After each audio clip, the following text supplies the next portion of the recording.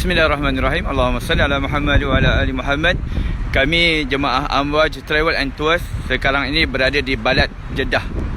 Ini adalah pasar raya Kornis yang mana kami datang daripada Mekah Al-Mukarramah nak ke airport Jeddah. Maka kami singgah di sini dulu untuk makan malam di Wong Solo. Ayam penyet di situ, makanan yang cukup lazat, buffet. Dan jemaah-jemaah yang masih ada batu-batu untuk melontar, masih ada batu-batu yang terlebih untuk melontar, ya, maka di sinilah tempat yang sesuai lah untuk mereka melontar di pasar raya Balad Kornis ini. Ya, banyak barang-barang brand, ya, banyak minyak wangi yang ori, ya. Tempat yang cantik dan udara suasana yang memang indah di Jeddah ini. Banyak foreigner, ramai foreigner Indonesia, Filipino. Ya, mereka datang duduk beristirahat, ya, makan-makan di sini.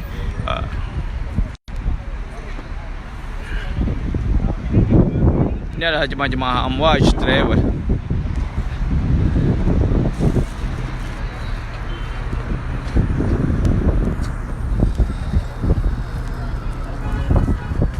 Alhamdulillah, saya Ustaz Azhar. Nanti bersama saya pada trip 8 Mac. Jemaah 8 Mac kami akan bawa datang ke sini juga. Sediakan batu-batu yang banyak melontar di sini.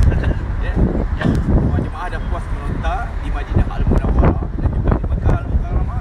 Batu-batu yang lebih boleh dilontar di sini, insya-Allah.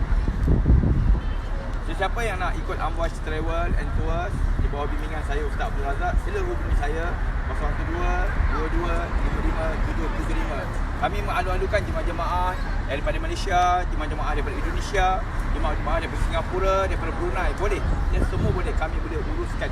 Bersama dengan Amwaj Travel, penerbangan Saudia yang cukup selesa, ya, daripada KLIA terus ke Madinah Al-Munawwarah. Kemudian di Madinah Al-Munawwarah duduk hotel 5 star yang mana terlalu dekat, 20 meter saja lompat daripada bilik, ya, lompat daripada tingkap bilik dah sampai ke dataran masjid.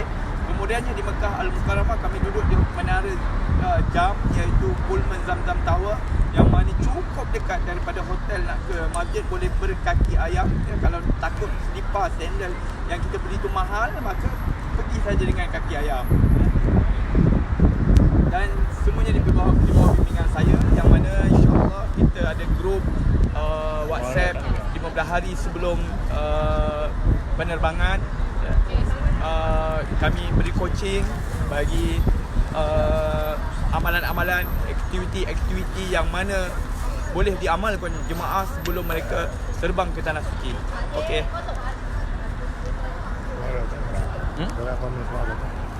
Apa? Suara kecil. Oh. Keadaan angin kuat, jadi suara memang tak dengar di sini. InsyaAllah untuk trip-trip yang lain kita beli mic untuk kat handphone ni kita letak. InsyaAllah tunggu pada 8 Mac nanti, tak lama, 10 hari lagi saja, ya. Saya akan datang lagi membawa jemaah-jemaah Amwaj Travel selama lebih kurang dalam 26 orang. Bersama dengan Amwaj Travel, insyaAllah package VIP nombor 1 Malaysia menyediakan perkhidmatan yang terbaik bersama bimbingan ustaz seperti adik-beradik, ya, seperti ahli keluarga sendiri. Ini basnya, ya, basnya pun masya-Allah cantik sangat. Bas Dallah VIP, ya, yang mana tempat duduknya selesa. Dan ini jemaah-jemaah kita sedang menaiki bas untuk ke airport. Semuanya dah puas bershopping.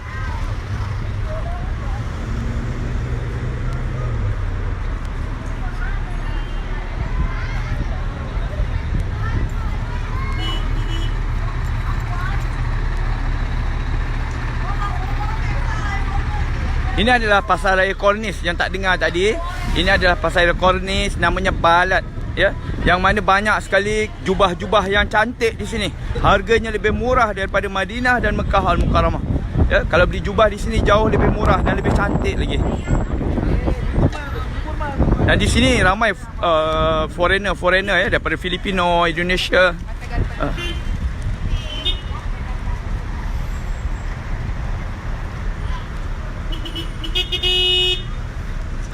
Siapa yang nak ikut saya Ustaz Abdul Razak dalam pakej umrah yang akan datang. InsyaAllah kita akan bagi bimbingan yang secukupnya. Dari Malaysia lagi 15 hari sebelum kita terbang, kita dah bagi coaching insyaAllah. Apa amalan-amalan yang perlu kita lakukan di sini, ya, di tanah suci nanti Madinah dan Mekah.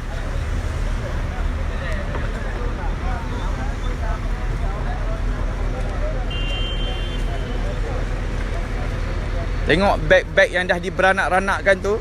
Banyak beg tu.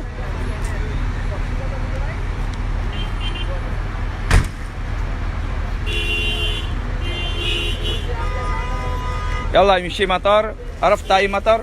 سعودية مطار. أوكي.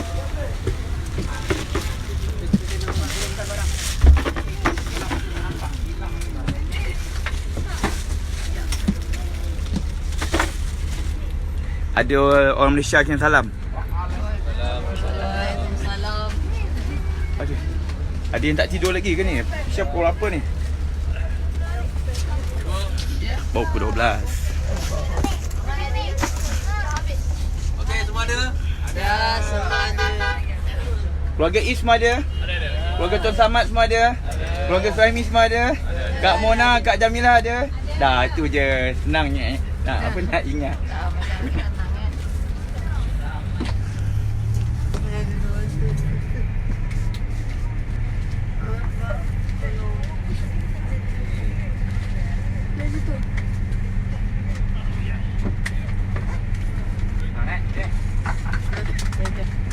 Bismillahirrahmanirrahim. Alhamdulillah, summa alhamdulillah. Segala puji bagi Allah. Alhamdulillah di atas nikmat yang Allah berikan kepada kita. Tadi semua jemaah dah menjamu selera makan ayam penyet di Wong Solo. Sedap tak? Alhamdulillah. Jadi tuan-tuan, ya, kita sekarang dalam perjalanan menuju ke airport. Mengambil masa lebih kurang setengah jam saja daripada sini. Dan kita baru saja selesai daripada menunaikan solat fardu maghrib. Ya, maka apa amalan yang perlu kita lakukan tuan-tuan selepas maghrib ini? Siapa yang dah membaca Sayyidul Istighfar? Dah baca semua? Okey, kita baca sekali lagi insya-Allah. Ya, kita baca sama-sama insya-Allah. Ya. Bismillahirrahmanirrahim. Allahumma anta rabbi. لا إله إلا أنت أنت خلقتني وأنا عبدك وأنا على عهدك ووعدك ما استطعت أعوذ بك من شر ما صنعت أبوء لك بنعمتك علي وأبوء بذنبي فاغفر لي فإنه لا يغفر الذنوب إلا أنت. Ini adalah Sayyidul Istighfar, iaitu penghulu kepada segala istighfar, yang mana Nabi janjikan bagi mereka yang baca tadi. Allahumma anta rabbi. Ya Allah, kita buat pengakuan kepada pencipta kita. Wahai Allah, Engkaulah Tuhanku, ya Allah. La ilaha illa anta. Tidak ada Tuhan melainkan Engkau, ya Allah. Anta khalaqtani. Engkau yang menciptaku, ya Allah. Anta khalaqtani wa ana ala ahdika wa wa'dika mastata'tu. Dan kami ini adalah hamba Engkau, terikat di bawah janji-janji Engkau, dan kami mentaati Engkau semampu kami, ya Allah. A'udzubika min syarri ma sana'tu. Kita buat pengakuan kepada Allah, ya Allah, ya, kami berlindung dengan kejahatan yang telah kami buat. Abu ulaka bi ni'matika alayya. Dan kami mengaku, ya Allah, nikmat-nikmat yang begitu banyak yang Kau berikan ini, ya Allah, sesungguhnya datangnya daripada Engkau. Wa abu bi zambi. Dan kami mengaku, ya Allah, dengan dosa yang telah kami buat, ya Allah. Tidak ada sesiapa pun yang boleh mengampunkan dosa kami melainkan illa anta, melainkan hanya Engkau sahaja, ya Allah. Jadi Sayyidul Istighfar ini paling malas pun satu hari bacalah sebanyak 2 kali. lepas subuh dan lepas maghrib. Yang ni kita dah baca ni tuan-tuan. Kalau berlaku apa-apa pada kita sebelum datangnya waktu subuh, maka apa Nabi janjikan kepada kita? Nabi janjikan, ya, kalau sebelum subuh, sebelum azan subuh, kalaulah nyawa kita diambil oleh Allah Subhanahu Wa Taala, ya, fahuwa fil jannah, kita akan dimasukkan ke dalam syurga Allah kerana pengakuan yang kita buat ini. InsyaAllah. InsyaAllah. Amin.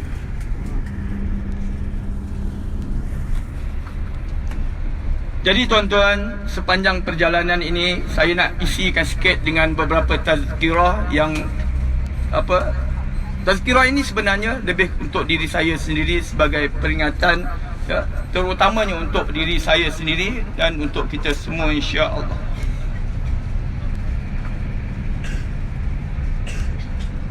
Pada satu hari baginda Nabi SAW, Nabi berada di bumi Madinah Al-Munawwarah. Nabi memberitahu kepada sahabat-sahabatnya, maukah aku beritahu kalian tentang 4 sifat manusia yang mana, ya, dia tubuh badannya, dirinya tidak akan dijilat oleh api neraka. Tubuh badannya tidak akan dimamah oleh api neraka, tidak akan disentuh oleh api neraka. Nabi kata, ala ukhbirukum biman tuharim alaina. Nabi bertanya kepada sahabat-sahabatnya, maukah aku beritahu kalian, ya, mereka-mereka yang mana tubuh badannya tidak akan dijamah oleh api neraka? Mereka kata, bala, ya Rasulullah, ceritakanlah kepada kami, ya Allah. Maka Nabi pun memberitahu, ala kulli hayyin layyin qarib sahal. Nabi menyebut 4 manusia ini tuan-tuan, ya, tidak akan dijamah tubuh badannya oleh api neraka, tidak akan dimakan tubuh badannya oleh api neraka, diharamkan oleh Allah Subhanahu Wa Taala. 4 sifat manusia ini. Yang pertama sekali Nabi kata, ala kulli hayyin. Kulli hayyin iaitu orang yang tenang, manusia yang tenang, ya, jiwanya tenang, ya. Manusia yang tenang ini sebagaimana Allah Subhanahu Wa Taala menceritakan dalam Al-Quran, ya ayyatuhan nafsul mutmainnah irji'i ila rabbiki radiyatan mardiyah fadkhuli fi ibadi wadkhuli jannati. Wahai jiwa-jiwa yang tenang, kembalilah kepadaku dalam keadaan aku redha kepada kamu dan kamu bersyukur dengan nikmat-nikmat aku. Iaitu mereka yang hayyin ini, manusia yang tenang jiwanya, manusia yang tidak mudah melatah, manusia yang tidak mudah untuk memarahi orang lain, jauh sekali mencela, mengherdik orang, ya. Mereka yang hayyin ini jiwanya tenang, jiwanya baik, ya, suka berbuat baik dengan orang lain, ya, mudah serap segala tekanan, banyak bersabar orang ini, iaitu hayyin. Dan manusia yang paling hayyin di atas muka bumi ini siapa dia? Rasulullah sallallahu alaihi wasallam, seorang yang cukup hayyin. Yang kedua adalah manusia yang layyin, ya, layyin. Nabi kata ala kulli hayyin wa layyin. Layyin itu adalah manusia yang berlemah lembut. Bila dia bercakap dengan orang, wajahnya sentiasa terukir senyuman, ya, dia tidak akan sekali-kali menyakiti orang lain. Ya, bila dia bercakap, dia tidak akan melontarkan kata-kata yang boleh menyinggungkan hati orang lain. Itulah manusia yang layyin.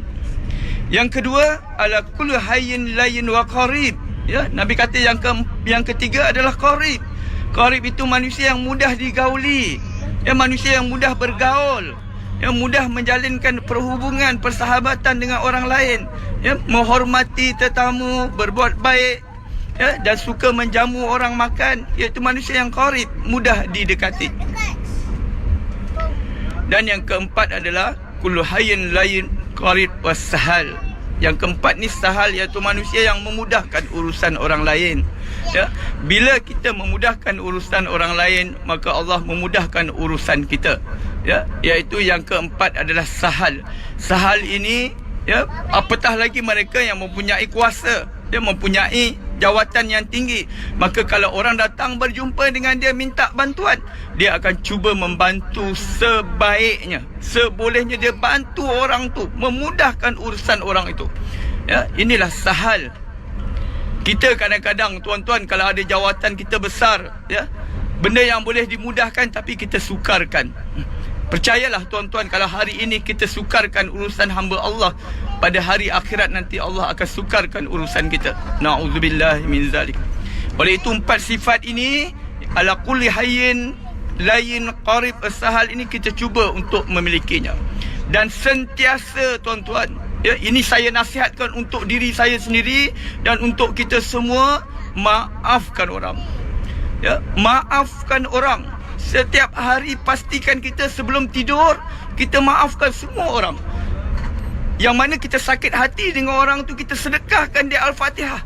Kita maafkan dia dengan kita memberikan hadiah Al-Fatihah kepadanya. Satu kisah yang saya nak kongsikan dengan tuan-tuan, pada zaman baginda Nabi SAW, seorang sahabat Ansar, ya, sahabat-sahabat ketika itu berada di dalam masjid Nabi. Nabi beritahu sahabat-sahabatnya sebentar lagi akan masuk melalui pintu ini seorang ahli syurga. Maka sahabat-sahabat pun duk tunggu siapa yang akan masuk. Kemudiannya masuk seorang lelaki Ansar dengan wajahnya masih dibasahi dengan air wuduk. Dia masuk ke dalam masjid, kemudian dia menunaikan solat sunat tahiyatul masjid. Dan kemudiannya sahabat mengenalilah lelaki ini bahawa dia yang Nabi kata sebagai ahli syurga. Kemudiannya beberapa hari lagi, Nabi duduk bersama-sama dengan sahabatnya. Nabi berkata sekali lagi, akan masuk melalui pintu ini, pintu masjid ini adalah seorang ahli syurga. Dan sahabat pun menunggu-nunggu siapa lagi yang bakal masuk itu. Rupa-rupanya yang masuk adalah lelaki yang itu juga. Ya, lelaki yang sebelum ini yang masuk itu. Lalu seorang sahabat yang bernama Muaz, ya, dia ini teringin sangat, ya, teringin sangat nak tahu apa amalan hebat yang orang ini lakukan sehingga kan ia disebut sebagai ahli syurga. Maka dia minta tumpang tidur rumah lelaki ini beberapa hari. Maka selama 3 hari dia menumpang tidur di rumah lelaki ini, dia tidak melihat pun amalan hebat yang dilakukan oleh lelaki ini. Biasa saja. Tahajudnya pun sekadar 2 rakaat. Baca Al-Qurannya pun biasa-biasa sahaja. Puasanya pun biasa-biasa sahaja. Jadi Muaz pun bertanya kepada dia, apa amalan engkau yang kau lakukan sehingga engkau disebut sebagai ahli syurga? Maka dia berkata, aku tidak tahu, ya, seperti apa yang kau tengok selama kau duduk 3 hari dengan aku, itulah amalanku. Cuma aku tak tahulah kalau Allah pandang satu amalan ini, yang mana setiap kali aku sebelum tidur, maka akan ku maafkan semua orang. Sebelum aku nak tidur, aku maafkan semua orang. Dalam hati aku tidak ada rasa sakit hati pun dengan orang lain. Tidak ada rasa dendam pun aku dengan orang lain. Kalau ada, cepat-cepat aku memohon keampunan daripada Allah. Aku beristighfar kepada Allah.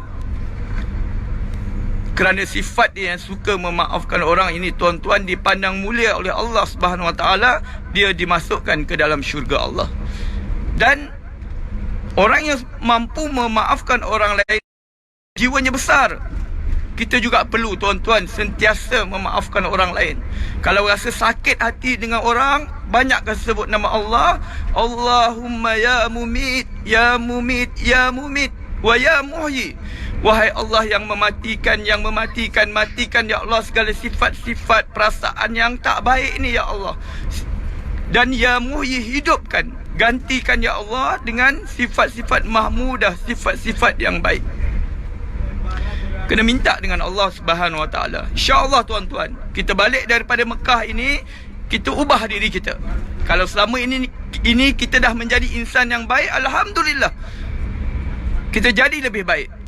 Ya, kalau sebelum ini kita kurang baik, maka ini peluang kita untuk menjadi orang yang baik. Itulah penanda umrah yang mabrur. Umrah yang mabrur bukan tandanya kita di sini. Sekarang kita tak nampak lagi.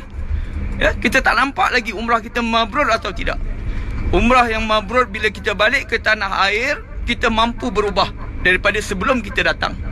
Kalau dulu mungkin kita ni bukanlah orang yang boleh jaga solat jemaah sangat, tapi balik umrah ini, daripada 5 waktu tu dapatlah 2 waktu, ya, maghrib, subuh, sekurang-kurangnya. Itu tandanya umrah yang mabrur. Ada perubahan yang baik pada diri kita. Dan ingat, baginda Nabi SAW berpesan, sesiapa yang datang beribadat di kota Mekah, kemudian dia balik ke tanah air, dia kembali seperti mana keadaan dia sebelum dia datang. Maka Nabi beritahu orang ini hatinya ada penyakit. Orang yang tak berubah, datang daripada tanah air macam tu, balik pun macam tu, ya, tak ada perubahan kebaikan, itulah tandanya hatinya berpenyakit. Wa iyazubillahi min zalik.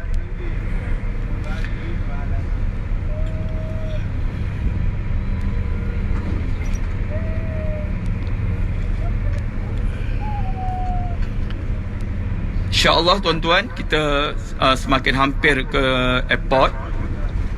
Jadi bila nanti kita sampai di airport, ya, tuan-tuan tak perlu risau dengan beg-beg yang ada dalam perut bas. Tak, kali ni perlu risau. Sebelum ni tak perlu risau. Sebelum ni di hotel-hotel tuan-tuan, puan-puan tak perlu risau. Ada orang yang uruskannya. Tetapi sampai di sini, di airport ini, tuan-tuan, puan-puan perlu risau.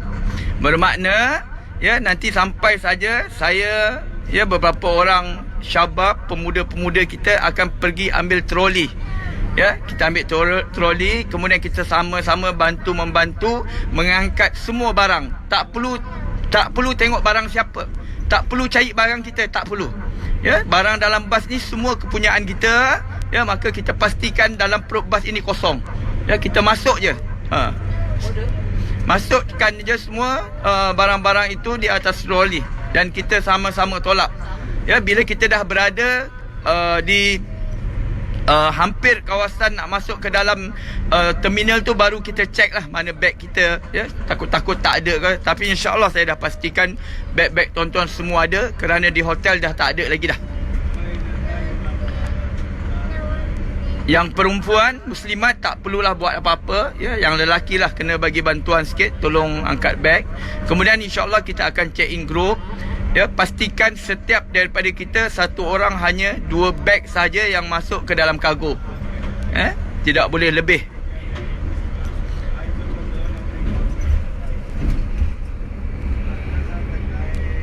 Dan satu pesanan lagi untuk saya dan juga tuan-tuan semua, pastikan nanti bila kita dah berada dalam kapal, dalam perut kapal, ya, kita akan berlepas dalam jam 1.45. Maka pada jam 4, ya, 3 jam setelah kita berlepas, ya, penerbangan itu mungkin dah sampai di India, ya. Maka masuknya waktu subuh. Tunaikanlah solat subuh, ya. Kalau yang tertidur itu tolong kejutkan. Kalau nampak saya tidur, ustaz tidur, kejutkan ustaz. Kalau saya bangun, saya kejutkan tuan-tuan, ya. Sayang, 1000 kali sayang. Ramai kalau kita tengok jemaah-jemaah umrah baru balik daripada tanah suci, tapi meninggalkan solat fardu, ya. Jadi kita kejut-kejutkan, ya. Dan bila dah kejut, bangun, ambillah wuduk, ya. Boleh ambil wuduk dengan air yang sedikit saja. Kalau ada spray, guna spray, ya. Dan tak perlu menghadap ke arah kiblat, ya. Dalam musafir kita solatlah sekadar mana kita mampu. Bagi lelaki boleh solat di surau, ya. Di surau belakang tu, penerbangan Saudi ada surau, maka kita boleh solat di belakang tu.